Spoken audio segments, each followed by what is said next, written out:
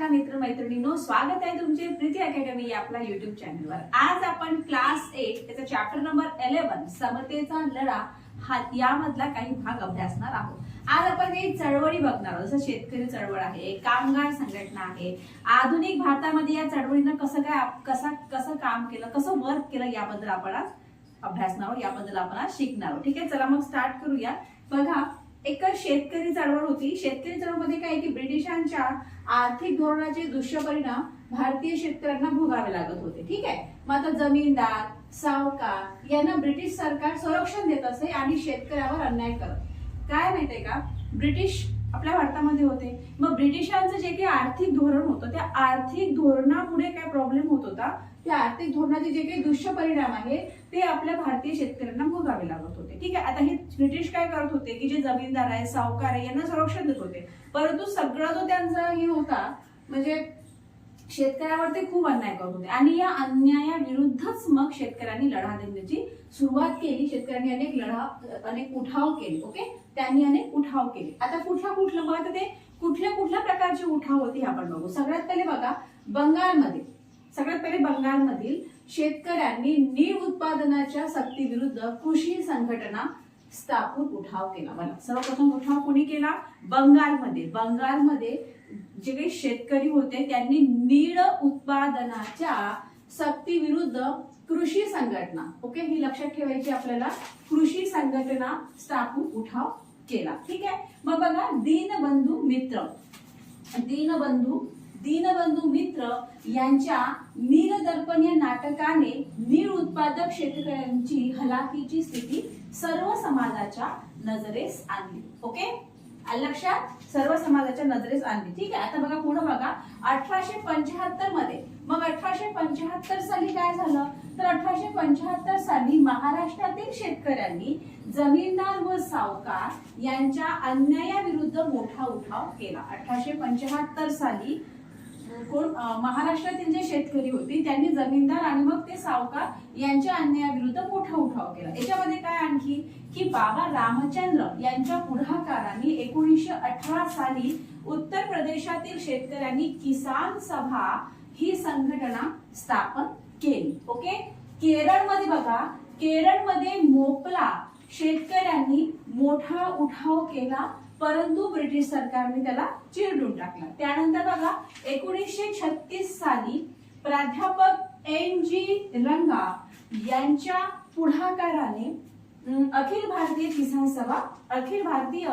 सभा ही स्थापन झाली। ओके, स्वामी सहजानंद सरस्वती हे या सभेचे अध्यक्ष होते। बघा, सगळे पॉइंट आपल्याला बरोबर लक्षात ठेवायचे आहे। ठीक आहे ना, लक्षात। या सभेने शेतकऱ्यांच्या हक्काचा जाहीरनामा राष्ट्रीय सभेला सादर केला। मग 1936 साली काय झालं की महाराष्ट्रातील ग्रामीण भागामध्ये फैजपूर येथे राष्ट्रीय सभेचे अधिवेशन भरले होते। मग या अधिवेशनात हजारो शेतकरी उपस्थित होते। 1938 साली मग काय झालं की 1938 साली पूर्व खानदेशामध्ये अतिवृष्टी होऊन पीक बुडाले, शेतकऱ्यांची स्थिती हलाखीची झाली। शेतसारा माफ करून घेण्यासाठी साने गुरुजींनी जागोजागी सभा मिरवणुका घेतल्या आणि शेतसारा माफ करून घेण्यासाठी त्यांनी जागोजागी काय केलं, सभा मिरवणुका घेतला।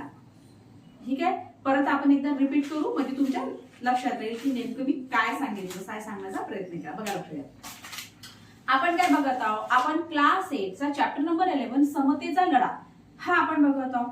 यामध्ये आपण बघितलं की आधुनिक भारतामध्ये काय झालं की वेगवेगळ्या संघटना निर्माण झाल्या, जसं शेतकरी संघटना आहे, कामगार संघटना आहे, अशा वेगवेगळ्या संघटना निर्माण झाल्या। मग शेतकरी संघटनेमध्ये आपण काय केलं की ब्रिटिशांचं जे काही आर्थिक धोरण होतं त्याच्यामुळे काय झालं की शेतकऱ्यांची स्थिती खूप हलाखीची होत होती। ब्रिटिश लोक काय करत होते की आपले जे जमीनदार आहे आणि जे सावकार आहे यांना संरक्षण देत होते आणि शेतकऱ्यावर पूर्ण अन्याय करत होते जे ब्रिटिश होते।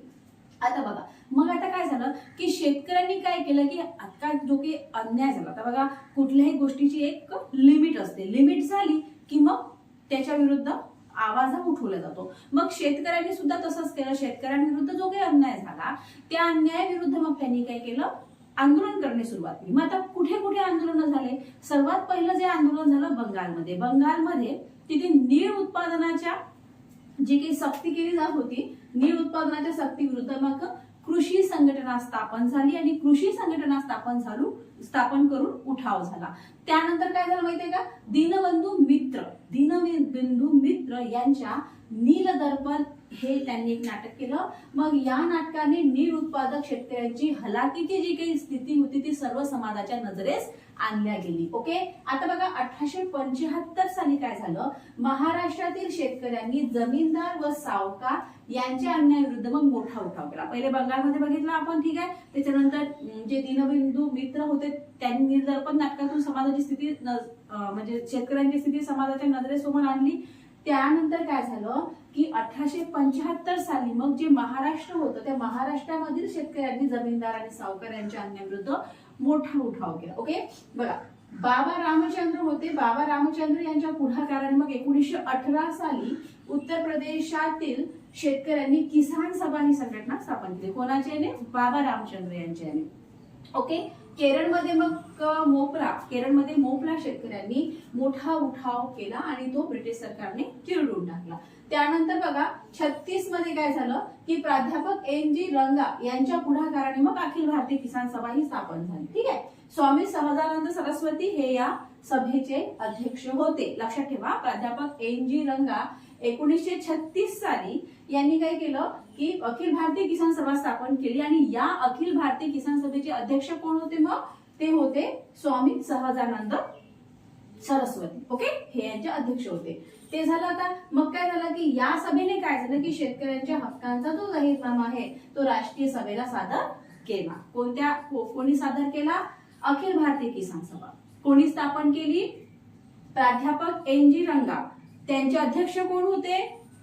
स्वामी सहजानंद सरस्वती. है ना, लक्षात तुमच्या.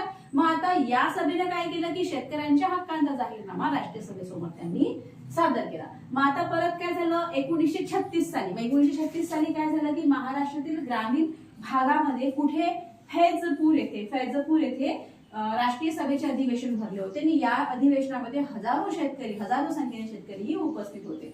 झालं. मग आता 1938 साली काय झालं की पूर्व खानदेशामध्ये काय झालं, अतिवृष्टी झाली आणि पीक बुडून गेले. शेतकऱ्यांची स्थिती खूप हलाखीची झाली. शेतसारा माफ करण्यासाठी साने गुरुजींनी जागोजागी सभा मिरवणुका घेतल्या. शेतकऱ्यांना माफ करून घेण्यासाठी त्यांनी जागोजागी सभा मिरवणुका घेतल्या. आता साने गुरुजी यांनी आणखी काय काय केलं हे थोडंसं बघूया. ठीक आहे, बघा साने गुरुजी यांनी काय केलं की किसान कामगारांची एकजूट बांधली त्यांनी. धुळे झालं, अमळनेर झालं, ही कामगार संघटनाची प्रबळ केंद्रे बनवण्याचा त्यांनी प्रयत्न केला. कुठे त्यांनी त्याचा प्रयत्न होता, कुठे होता तो प्रयत्न, कुठे करायचा होता त्यांना? धुळेला आणि अमळनेर. ओके, धुळे आणि काय? अमळनेर. धुळे आणि अमळनेर इथे काय झालं की त्यांनी कामगार संघटनाची प्रबळ केंद्रे बनवण्याचा त्यांचा प्रयत्न होता. अमळनेरच्या गिरणी कामगार युनिटचे ते अध्यक्ष होते. कोण? साने गुरुजी. लक्षात. मग आता पंढरपूरचे विठ्ठल मंदिर दलितांसाठी खुले करावे यासाठी त्यांनी पंढरपूर येथे आमरण उपोषण केले होते. हे झालं शेतकरी चळवळ. लक्षात तुमचं. हे एवढं झालंय शेतकरी चळवळीबद्दल. त्यानंतर बघा, त्यानंतर आपण कामगार संघटन हे आपण नेक्स्ट पार्ट मध्ये बघूया.